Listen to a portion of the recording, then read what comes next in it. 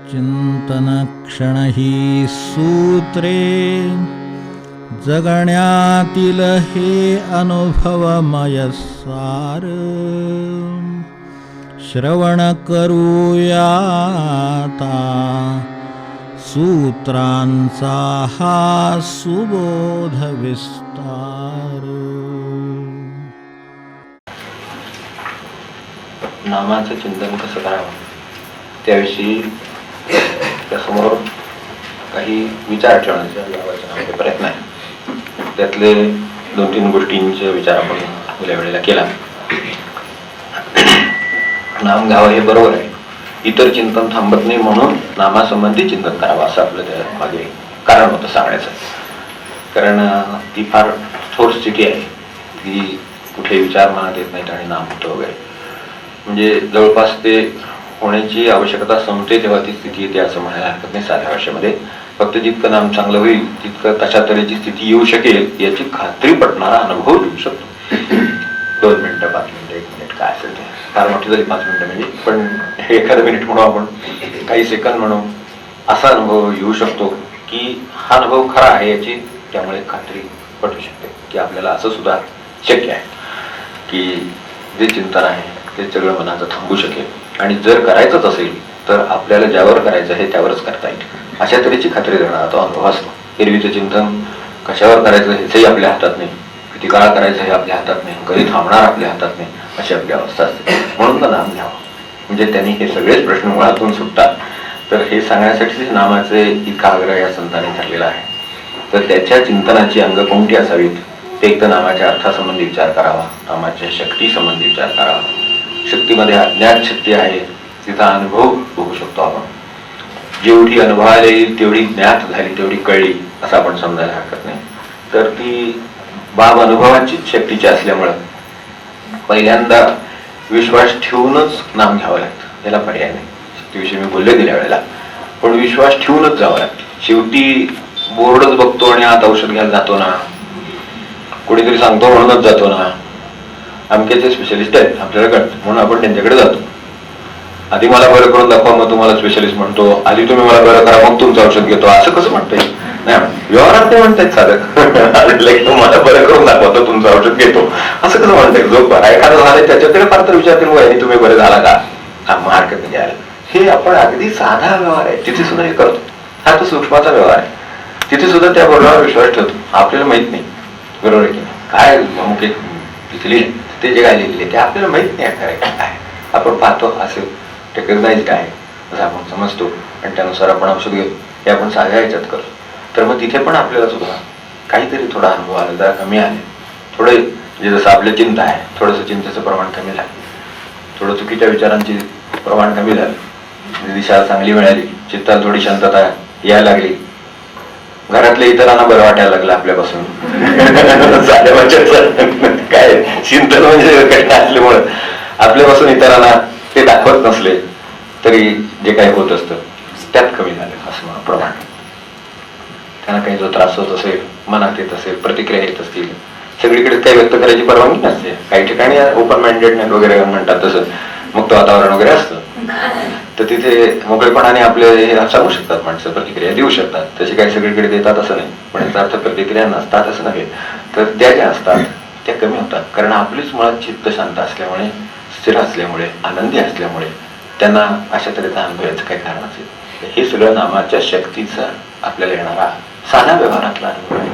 म्हणून संतांच्यावर आधार हा घ्यावा संतांचा, तो तेवढ्यासाठी त्यांचा आधार घेऊन बघावा. तिथे जसं त्यांनी पाठी लावली म्हणून किराणाचं दुकान अमुक लिहिले, किराणा म्हणून आम्ही किराणामध्ये जातो, लिहिले किराणा दुकान, हे काय डॉक्टर, हे अमुक असं लिहिले, त्याच्यावरून आपण जातो. तर ते इतके थोडे की ते पाट्या लावत बसत नाही, तो व्यवहाराचा भाग आहे, काय गरज नाही.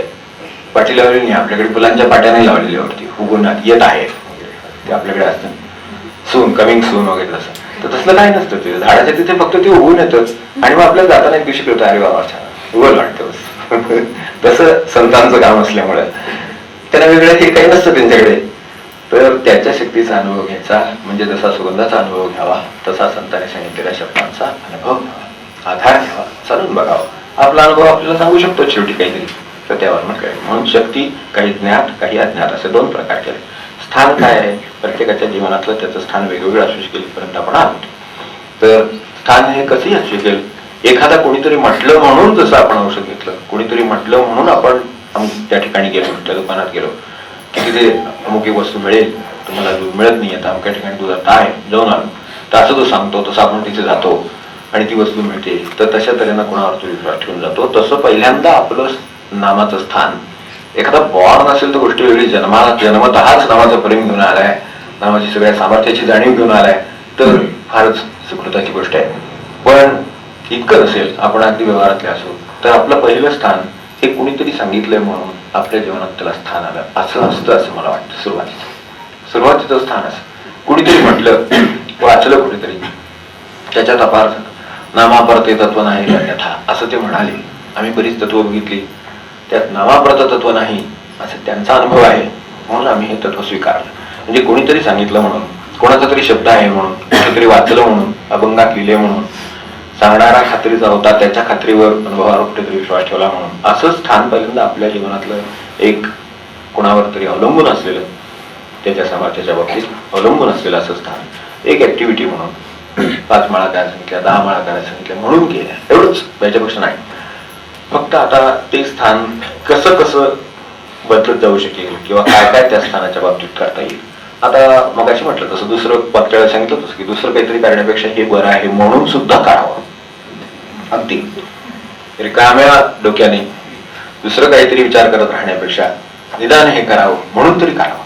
कारण असा वेळ सुद्धा, म्हणजे अगदी जी माणसं अगदी आता सकाळी 8 ते रात्री 10 वगैरे काम करतात त्यांचं सोडा क्षणभर, पण जी माणसं एरवीच्या व्यापामधली माणसं आहेत, गृहिणी आहेत, इतर माणसं आहेत, यांना तरी निदान अशा तऱ्हेचा विचार करायला तरी वेळ मिळतो भरपूर. तर तो नामाला जरी लावला तरी ते स्थान आपल्या जीवनातलं नामाचं असू शकेल. तेव्हा एक चांगलं काम म्हणून, एक विधायक कृत्य म्हणून, एवढ्यासाठी सुद्धा स्थान माणसाच्या जीवनात त्याचं असू शकेल. किती प्रकारचं स्थान असू शकेल. एखाद्याचे ही बाजू नसेल, अभ्यासाने करीत नसेल, पण धर्मग्रंथात सांगितलं म्हणून, म्हणजे धार्मिक कृत्य म्हणून, तसं सुद्धा त्याचं स्थान असेल की एक चांगली गोष्ट आहे. धर्माच्या बाजून म्हणून वाटते, कुठल्याही धर्माच्या बाजून नाम आहे बरं का. Divine name in Indian tradition म्हणून पुस्तक आहे, त्याच्यामध्ये सर्व धर्मातल्या नामांचा अभ्यास करून ते पुस्तक लिहिलेलं आहे. आपण कधीतरी अवश्य पाहायला हरकत नाही की असं आपल्याच ह्याच्यामध्ये आहे का, तर तसं नाही. प्रत्येक धर्मामध्ये आपापल्या पद्धतीनं नामस्मरणाची साधना कशी सांगितलेली आहे आणि कोणती कोणती नामं कोणकोणत्या धर्मामध्ये सांगितलेली आहेत असा तौलनिक अभ्यास आणि त्याचे अनुभव त्याच्यामध्ये दिलेले आहे. तर मला त्याची सहज आठवण झाली म्हणून सांगितलं. तर अशा तऱ्हेने एखादं तिथे सांगितलेलं आहे म्हणून यासाठी दिलेली गोष्ट. तिसरी गोष्ट माझ्या लक्षात राहत नाही, परमेश्वराची माझ्याशी असलेला संबंध माझ्या लक्षात राहत नाही, त्याची जाणीव मला व्हावी म्हणून माझ्या जीवनात त्याला स्थान आहे असं सुद्धा असू शकते. मला तिची आठवण व्हावी, मला ती एरवी इतक्या गडबडीमध्ये माझ्या लक्षात राहील असं नाही. आणि खरं सांगायचं तर गडबडीमध्ये लक्षात राहण्यासारखी सुद्धा यंत्रणा आपल्याकडे आहे, पण ती ज्या गोष्टींच्या बद्दल आहे त्या गोष्टींच्या एवढं नामाचं स्थान नाहीये माझ्या आयुष्यामध्ये. बरोबर आहे की नाही? की जर संध्याकाळी समजा सकाळी सांगितलेलं काम बाहेरून येताना जर होणार नसेल तर त्याचे परिणाम जर काही फार मोठे असतील, अगदी घर जवळ आलं तरी सुद्धा लक्षात आलं तरी मनुष्य जातो, लक्षात येतच त्याच्या. वळता का होईना, घराच्या आपल्या कोपऱ्यावर वळताना का होईना, पण त्याच्या ते लक्षात येतं की हे काम आपल्याला सांगितलेलं होतं, आपण ते विसरलो. ते आईने सांगितलं असेल, घरातल्याने सांगितलं असेल, किंवा काय आपल्या लाडक्या मुलांनी सांगितलं असेल किंवा मुलींनी सांगितलं असेल, पण त्या कामानं जे स्थान आहे ते कदाचित ते स्थानाचा संबंध आहे म्हणून सांगितलं. तेवढं कदाचित माझ्या आयुष्यात अजून नामाला आलं नसेल, मग मला त्याचं स्मरण कसं राहावं म्हणून स्मरण राहावं म्हणून आपण रिमाइंडर लावून ठेवतात, गजर, मला फोन करा, मिस कॉल द्या, अमकाच्या भाषेमध्ये काय जे करतो ना मला कामाची आठवण व्हावी म्हणून. तसं हा मिस कॉल समजा फार तर तसं म्हणून समजा, पण ते आहे. तर तसं कुठलं स्थान आपल्या जीवनामध्ये आहे आपणच हुडकून काढावं आणि चिंतन करावं की समजा मला घरी सांगितलेलं काम आणि नाम हे दोन गोष्टी बाहेर गेल्यावर लक्षात ठेवायचे, तर कुठली गोष्ट सहजपणे लक्षात राहते. असं प्रयोग करून बघा, सगळे प्रयोग पुढे आहेत, संबंध प्रयोग. तर त्याच्यामध्ये आपल्याला जीवनात कसं स्थान आहे ते लगेच लक्षात येईल. कसं असावं हे तो मनुष्य कोणाकडे पण आहे, म्हणजे तेवढं त्याला काय विचार मनुष्य ओळखू शकतो की कोणतं स्थान असायला हवं असं त्यांनी सांगितलंय आणि आपल्याकडे कोणतं स्थान आहे याचा प्रयोग आपण केला. याच्या प्रयोगाचा संबंध आहेच पुढे. तर स्थान कोणतं आहे याचा सुद्धा प्रयोग करता येईल. नामाच्या शिवाय राहता येत नाही इथपर्यंत स्थान असू शकतं. आपण गुरुदेवांचं वाचलं, उद्या येणार का, नावाने सोडलं तर येईन असं ते शंकराचार्यांना म्हणाले. यावरून कल्पना येईल आपल्याला. शंकराचार्यांना त्यांनी आल्याच्या आणि भेटीचा आनंद झाला हे आपल्याला मागे आठवण बोललो असेल तर त्यांना भेटीचा आनंद झाला की गुरुदेव भेटायला आपल्याला आले. जी काही चर्चा झाली त्यामधून शंकराचार्यांना आनंद झाला त्याचा. म्हणून त्यांनी त्यांना विनंती केली की आपण उद्या असेच याल का. शंकराचार्य कुठे त्यांच्याकडे यांनी यायला पाहिजे, हेही बरोबर, यांनाही ते मान्य आहे, म्हणूनच ते भेटीला गेलेले सगळं आहे. त्यांच्या भेटीने त्यांना आनंद झाला. उद्या याल का, तर नामाने सोडलं तर उद्या येईल, माझ्या हातात नसतं. नामाचं स्थान काय असेल जीवनामध्ये, नामाचं स्थान काय असेल याची कल्पना आणून देणारी म्हणून ही गोष्ट मला त्यांची आठवण फार वाटते, मौलिक वाटते की त्यांच्या जीवनामध्ये नावाला एवढं स्थान आहे. हे तर शंकराचार्य म्हणतात उद्या जेवूया, किती वाजता येऊ सांग, इतकं तत्पर असेल. हे राजाने बोलावलं किंवा काय कलेक्टरने बोलावलं किंवा आपल्या भाषेमध्ये कोण पंतप्रधान असतील त्यांनी बोलावलं, तर उद्या नामाने सोडलं तर मी येईन असं कलेक्टरना किंवा पंतप्रधानांना आपण आजच्या भाषेमध्ये भेट मिळावी म्हणून आधीपासून धडपड त्या 10 माणसामध्ये घालून ते प्रयत्न करतो मनुष्य.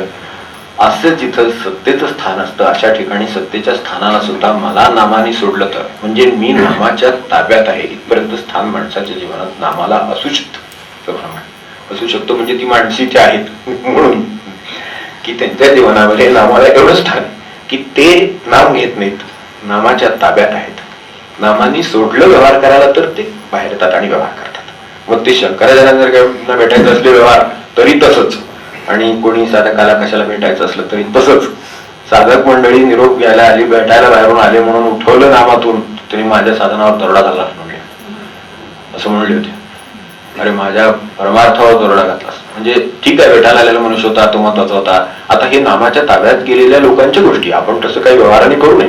कोणी आलाय तर मी नामाच्या ताब्यात काहीतरी म्हणतात काय, आपण वर बघावं, नमस्कार करावं, शिकून घ्यावं, एक पायरी पुढे जावं.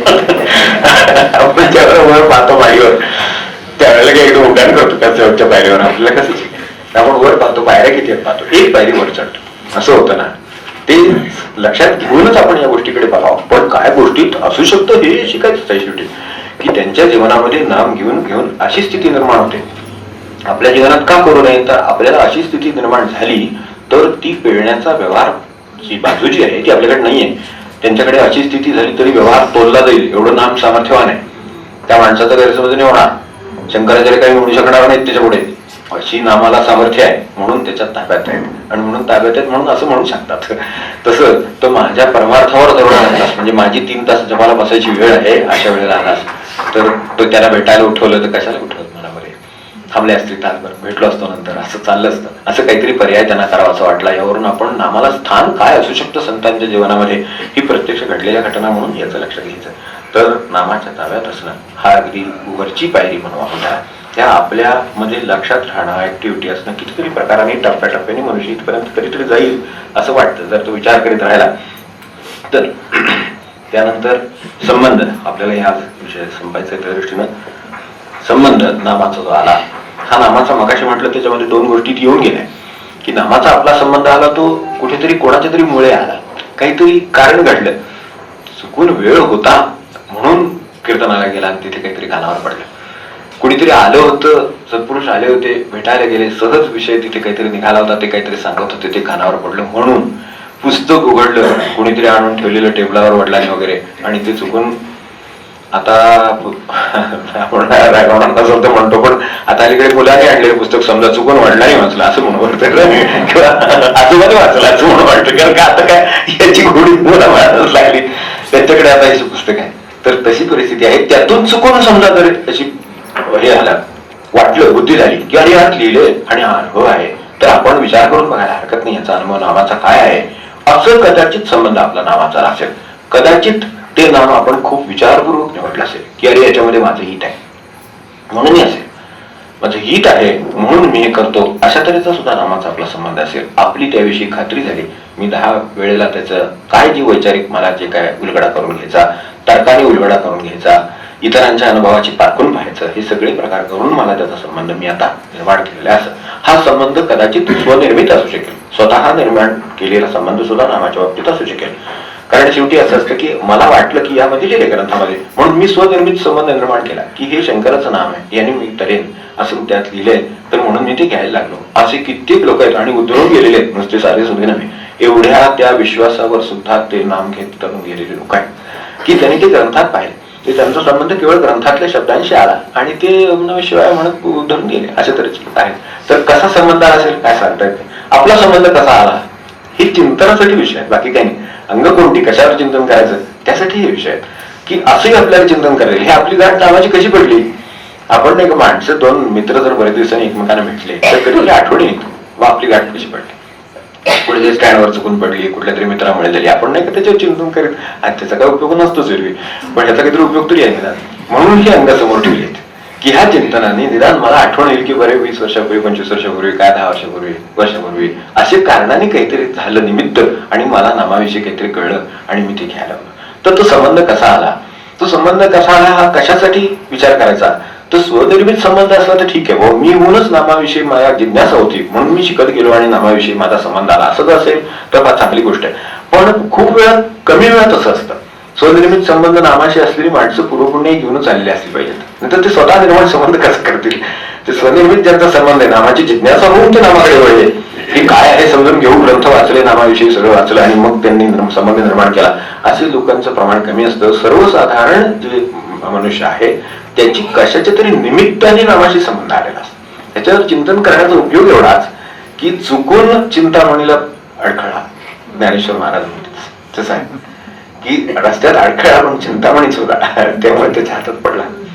तर तशी आपली नामाच्या बाबतीत स्थिती आहे मध्यमवर्गीय माणसाची या अर्थाने, म्हणजे परमार्थात म्हणून फार तर मी आपल्याला काही व्यवहाराने म्हणत नाही, पण परमार्थाच्या दृष्टीनं चुकून अडखळा म्हणून काय आहे म्हणून बघितलं खाली तर तो चिंतामणी होता, असं ज्ञानेश्वर महाराज म्हणतात. तसं त्या अडखळ्याला चिंतामणी भेटला. तशी आपली नामाची गाठ पडल्याचं आपल्याला कुठेतरी कोणाच्या तरी मुळे कशाने तरी काय उभा होता चुकून म्हणून बोलता बोलता आल्या कानावर पडलं म्हणून असा संबंध असेल, मग त्याचं महत्व जाणवेल. चिंतन कशासाठी, कारण मग कष्टाने जर मिळवली असली गोष्ट ना तर ठीक आहे, त्याचं फार कौतुक नाही, ठीक आहे करायचं झालं तर स्वतःच कौतुक करावं लागेल. पण जी गोष्ट मला अचानक आढळली, जी गोष्ट मला जाता जाता नटपेटली, सहज म्हणून पाय अडखळला असं तिथं वर्णन केलेलं आहे, तर तसं जर असेल तर त्याची कृपाच मानली पाहिजे, त्याचे परमेश्वराचे आभारच मानले पाहिजे की अरे परमेश्वरा तुझ्या कृपेनं मला हे गाठपटली, नाहीतरी काही गाठपटली नसते. तर असं जे नामाची आपली भेट किंवा नामाचा आपला संबंध आलाय तो कसा आहे याचं चिंतन केलं तरी सुद्धा त्याचा उपयोग होतो. समजा स्वनिर्मित असेल अशी कल्पना करू तर ते काही अहंकाराचं कारण असू शकतं का? नाही. स्वनिर्मित हे सुद्धा काही अहंकाराचं कारण नाही. स्वनिर्मित समजा मला जिज्ञासा निर्माण झाली आणि स्वनिर्मित मी स्वतः संबंध निर्माण केला नामाशी असा असेल तरी सुद्धा ती बुद्धी दुर्मिळ आहे. ती बुद्धी अमुक वर्षांनी होईल असं कुठं काही नाही. ही बुद्धी मला झाली याचा अर्थ काहीतरी बरोबरच माझं पुरोपुण्याचं सांभाळलं गेलं म्हणून नामाविषयी मला जिज्ञासा निर्माण. ठीक आहे, हे काय आहे मला सांगा, किंवा असं कोणाकडे तरी जाऊन पुस्तकातून कशातून तरी समजून घेतलं. तो स्वनिर्मित संबंध सुद्धा आपल्याला पूर्वपुण्याची आठवण करून दिली. आता पूर्वपुण्य जगायची कशी आणि जगवायची कुणी, मला कालचं लक्षात राहील याची गॅरंटी नाही देत आहे. 5 वर्षापूर्वी 25 वर्षापूर्वी अपमान वगैरे गोष्ट सोडून द्या, मान अपमान वगैरे ते लक्षात राहतात, पण बाकीच्या ज्या गोष्टी जपायच्या कठीण आहेत आपल्याला व्यवहारातल्या. आपण सांगितलं ना सकाळी सांगितलेलं काम संध्याकाळी येईपर्यंत काय होतं, ते तशी अवस्था आपली जिथं आहे तिथं आपली ती सूक्ष्मातली पूर्वपुण्य काहीतरी केलं असेल, कोणाची तरी सेवा केली असेल, कुठे दर्शनं घेतली असतील, कुठे संत दर्शन झालं असेल, काहीतरी झालं असेल, ती कुठली पुण्य कुणी सांभाळून ठेवली हा जर विचार केला आणि कुणी आणून दिली आपल्यापर्यंत हा जर विचार केला तर लक्षात येईल की स्वनिर्मित वगैरे काय नाही, ही सुद्धा कृपाच आहे.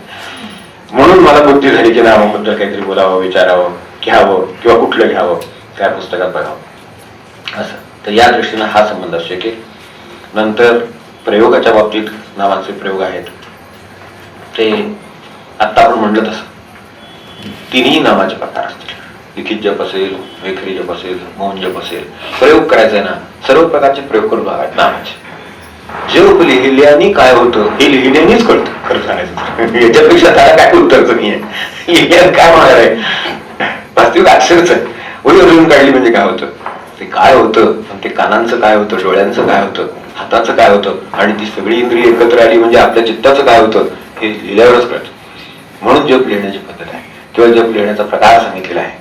इतकी इंद्रिय एकत्र येतात की ते जे भरकटणारं मन आहे त्याला अस्तित्व आहे का नाही याची शंका निर्माण व्हावी इतकी परिस्थिती मनुष्याची जपलीताना तल्लीन होऊ शकते. हा अनुभव घेता येऊ शकतो म्हणून ते लिखित जपाचं सांगितलं. ते आपण त्याच्यावर ठीक आहे आपण अवलंबून आहोत. वही लागली पेन लागलं याचा अनुभव बरोबर आहे, पण आज सगळी माझी त्या ठिकाणी एकाग्र झाली. माझ्या मनाला इकडे तिकडे पळायला वाव नाही. कुठं मौन जप असला तर कुठे भरकटत असेल सांगता येत नाही. पण लिखित जपामध्ये त्याला पर्यायच नाही दुसरा. मौन जपामध्ये इकडे तिकडे फिरत चाललंय माणसाचं काम, हे हातात आहे, कुठं सोडून जाता येत नाही, पेन आहे ठेवता येत नाही खाली, त्याशिवाय पुढचं अक्षरच लिहिलं जाऊ शकत नाही.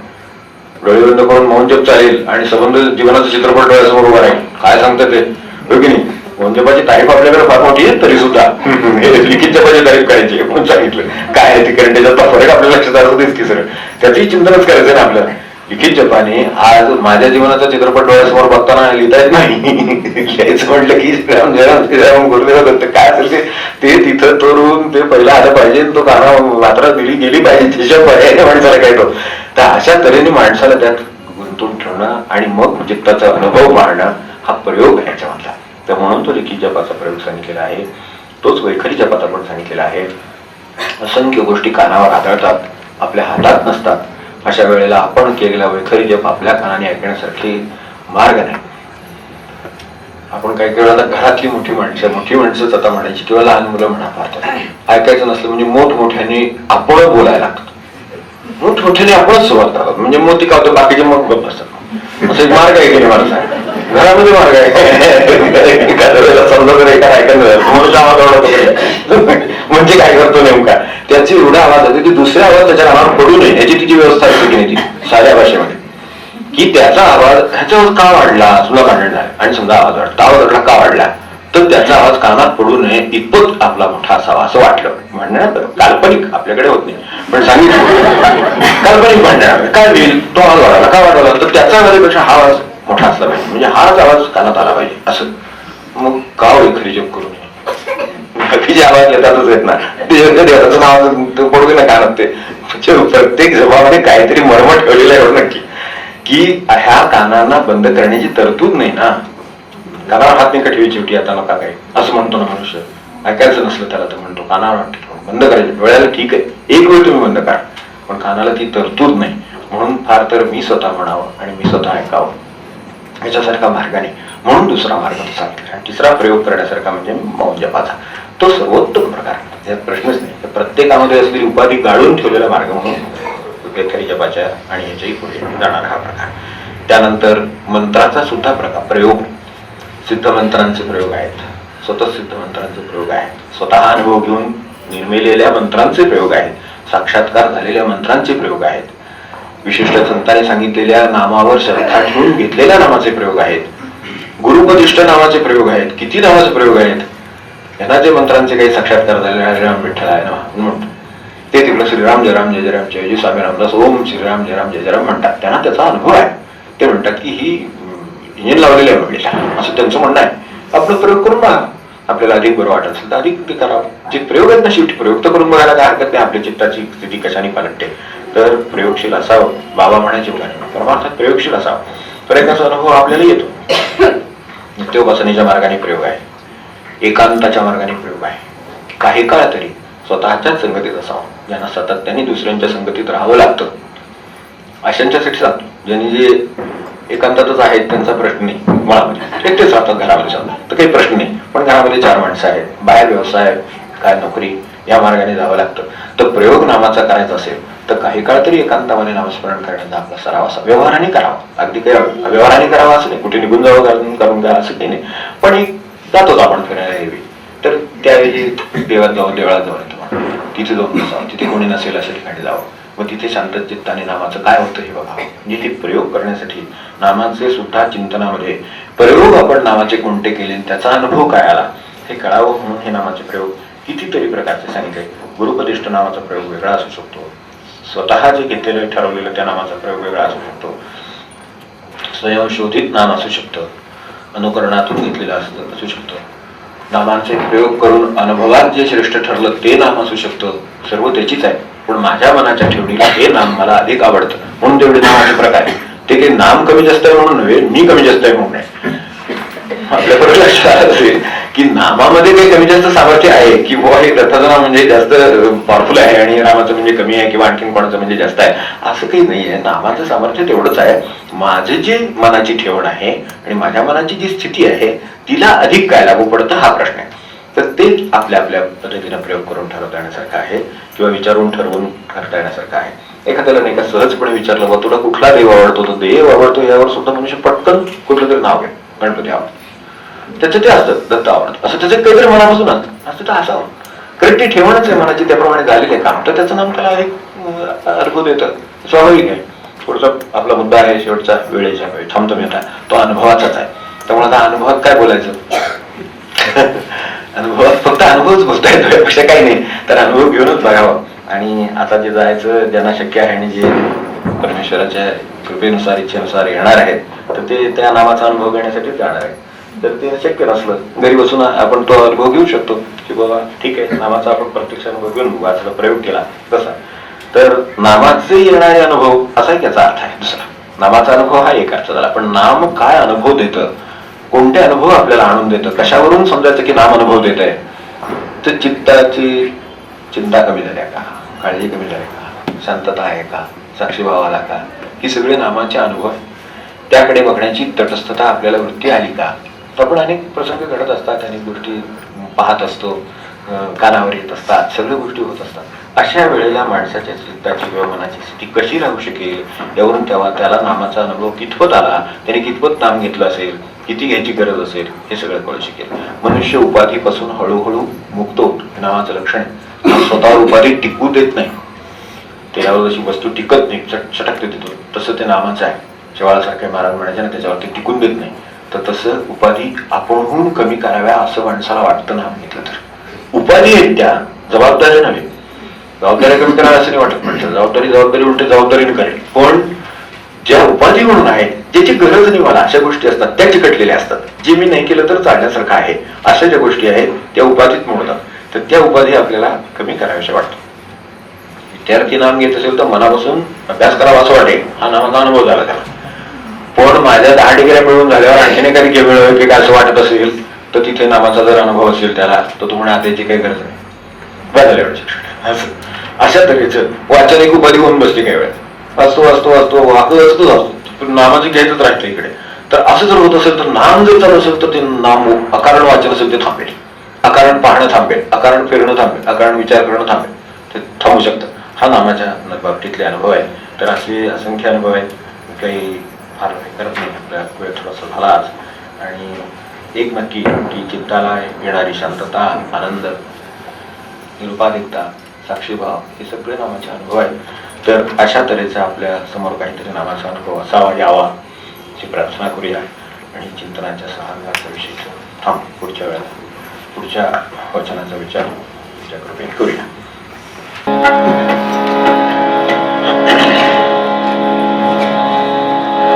नरतनु गेल्या वरुते मनुजा, नरतनु गेल्या वरुते मनुजा, करशील मगकारी मनुजा, करशील मगकारी मनुजा, हरिचे गुणगारी मनुजा, हरिचे गुणगारी मनुजा, नरतनु गेल्या वरुते मनुजा, नरतनु गेल्या वरुते मनुजा, करशील मगकारी मनुजा, करशील मगकारी मनुजा, हरिचे गुणगारी मनुजा, हरिचे गुणगारी मनुजा, हस्तपाद करणारी